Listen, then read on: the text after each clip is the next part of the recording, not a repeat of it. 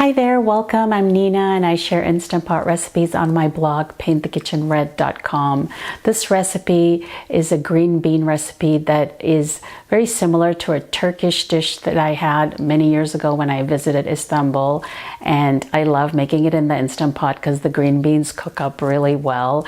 They should be kind of a little bit mushy and there's a lot of tomato and flavor, but it's quite a simple recipe and it's a great side dish that goes really well with grilled meats. So I will go over the ingredients and show you how to make it.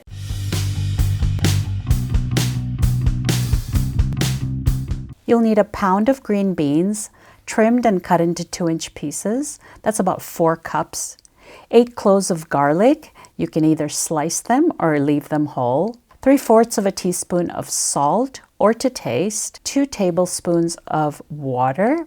1 cup diced onions. 2 large diced tomatoes or 1 can of diced tomatoes, 1/4 cup of olive oil, 1/2 teaspoon of black pepper. You can either add pomegranate molasses for a sweet sour taste, or you can add some sugar and lemon juice. So I add about a teaspoon of pomegranate molasses, or you could add a teaspoon of granulated sugar and a squeeze of lemon juice at the end.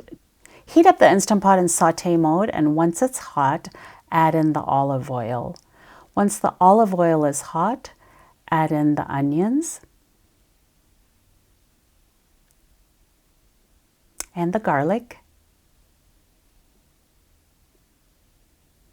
and stir the onions and garlic together until the onions are translucent.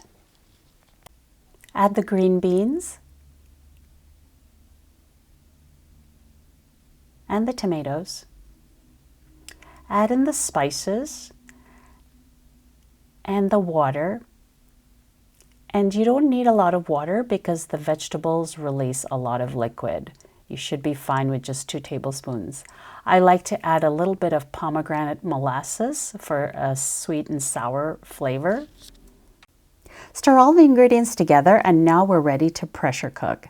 If you like your vegetables more crisp tender, then you can pressure cook for less amount of time. This recipe for green beans is supposed to be well done, so the beans are slightly overcooked. Close the lid and pressure cook on high pressure for 5 minutes. Once the pressure cooking time is up, you can release the pressure using the quick release method. And once the float valve comes down, you're ready to open the lid. Be careful of the steam when you're opening the lid. Give it a quick stir and adjust the seasonings as needed. If it's too much liquid, you can use saute mode to reduce. Thank you for watching. I hope you try this side dish out. It's a delicious recipe that everyone's gonna love.